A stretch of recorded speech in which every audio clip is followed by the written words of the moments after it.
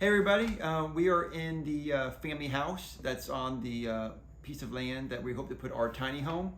It's where we're staying for now until we get everything situated and we can finally move in. I'm hoping that's sooner rather than later. But we thought at this time we go through a few questionnaires, just the top 10 questions I could think of to ask my wife, just to see what her mindset was, how she felt right now, and see where she is mentally for all these big changes that are about to take place. So, ready for the 10 questions? Yes. Okay. First question is, what was your first impression when you saw tiny home living? Not for us, but just someone was doing it, you heard someone doing it, or you saw it on TV. My first impression was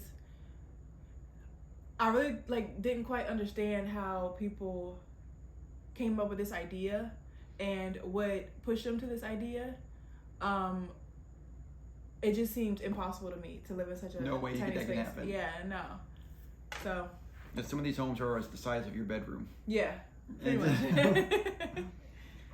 What made you decide this was how you wanted to live, or you want to attempt this journey? What made me decide this is continuing to see other tiny homes. It's like, okay, well, really finding out why other people was doing it, and then it goes to, okay, well, how are they doing it? It just made so much sense that a lot of people were doing it because it brought on so much financial freedom. And it's like, okay, well, we're out here, we have this property, we don't want to build like a huge house that we're not going to completely utilize. So it's like, why not just give this a try? And then later on in life, when you get older, when you're an empty nester, yeah, you have this big house left over. Yeah. What do you do with it? Yeah. All this house to clean.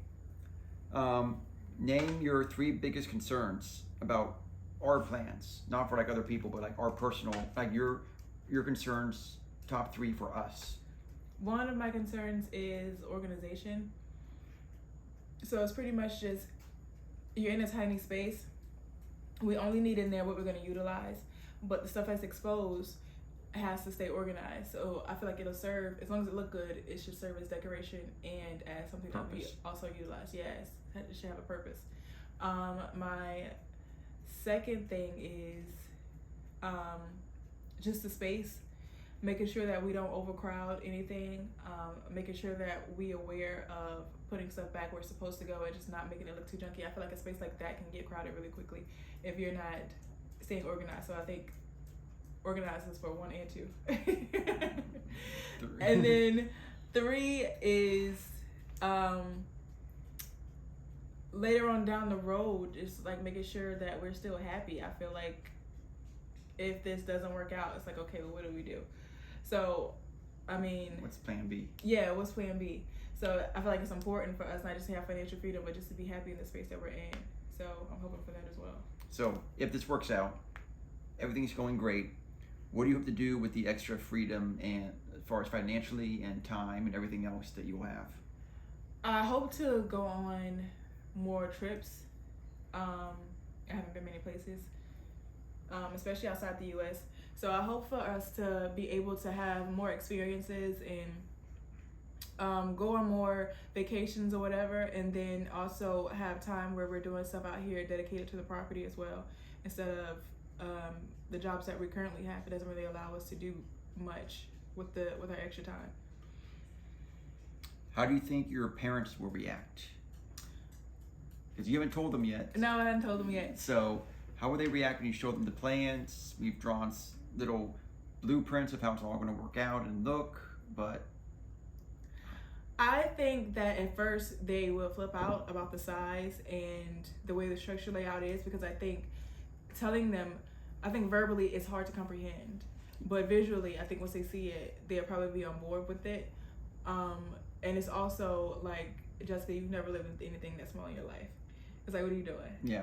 But I think once they see it, they'll actually get it, especially if it represents who we are. Yeah, your dad, I see getting more on board with it.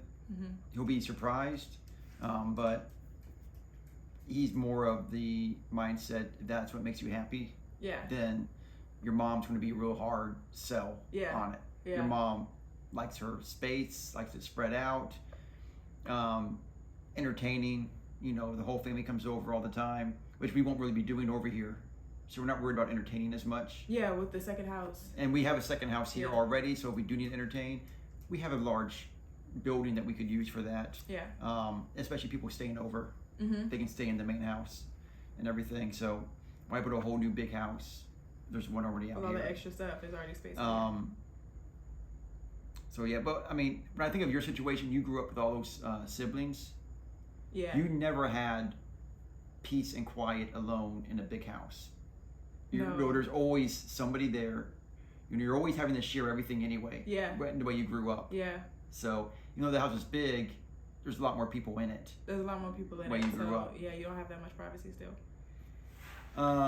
What do you need in your tiny home? Like the 3 must-haves that you have to have in order for this to work. I need a library.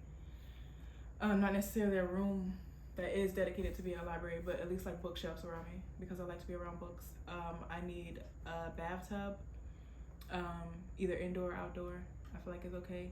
And then I need a space that's just my own little area, something that I could just go and Escape. relax and escape and do my own thing. And we're planning to do that with a loft idea, but also with the second house already out here on the property, you can come out here, just walk over to the bigger house, and just hang out if you need to have that escape for a few moments. Yeah.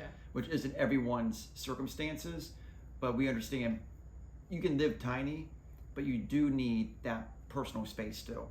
Yeah. And so we're trying to design it where if we have lofts and one is like a personal space nook for like reading your books and everything, we still have a way to close that off. Yeah. To get away from everything else. Which is and important. all that. Yeah. Where do you see yourself 10 years from now in your tiny home? 10 years from now, I hope to see our tiny home completely developed. That means tiny home, shed, carport, and then landscaping, like everything is just completely done. I hope to see that we're happy in it. I just hope that it actually works. Like I said, if it doesn't, what's next? Yeah. So. What do you hope to see changed over time as far as your lifestyle after you move into your tiny home? Because you've lived a lifestyle of living in big homes, Yeah. having mortgages, job that you work at just to make enough money to pay the mortgage, not because you want the job necessarily. Correct, yeah. So what do you hope you see changed over time because you're now living in a tiny house? I hope to see that it provides us the financial freedom to where I am able to work on my own personal career instead of the job that I currently have. And then hopefully that career will also help us to kind of have more financial freedom on top of that. Like hopefully it develops into that. And I also hope to see that we have had those experiences that I'm talking about, like traveling and just those moments together where it's us out having vacations and time together. When will you finally show your family the compound? Because it's not just a tiny home. There's there's a couple structures that we might include with it for that space, Right. our cars, a garage where we can do work in and everything.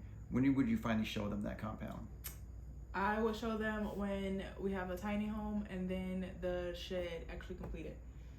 We don't necessarily need the carport to show them, but I feel like having the tiny home and then having the shed, if the shed is not complete, and then walking them in there and trying to kind of explain what it's going to be, they won't actually get it. They won't actually get it. So I think both of those will have to be completed first before I actually see them. Not necessarily like the landscaping in the courtyard, but just the tiny home with the shed that have to be. Yeah.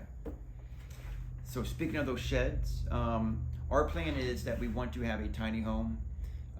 There's weird zoning laws where we are about how big houses can be, what you can put in them. If a house is over a certain number of feet, your stairs have to be a certain width and length to them. But if you're under a certain amount of feet, you're allowed to do any kind of stairs you want, which kind of leaned us into, why don't we just do a tiny home where we have the freedom, not worry about permitting and things like that with the city and county. So our idea is to have the tiny home, a spare shed for storage, but also a loft where there would be an area where you can escape to go be by yourself, be peace and quiet. That's not in the tiny house. So you're really getting that escape by not being in the same building as a tiny house. So we're going to try to convert this shed into a livable space ourselves. How confident are you in that conversion? I'm really confident about it. I think we could actually do it. I'm more excited about us doing it ourselves. I feel like it'll mean more to us if we do it ourselves instead of having someone else do it. Of like nobody's gonna care about the outlook of it more so than we do. So I'm excited about just having that project and seeing it from start to finish. Okay. Well, those are my 10 questions. Our next episode will be 10 questions from my wife to me, and just picking my brain about where I am and where I hope this journey takes us. Thank you. Bye. Thanks again for watching, guys. Look out for more videos coming soon. If you enjoyed that, please check out our other videos as well as subscribing to our channel. Thanks. Bye.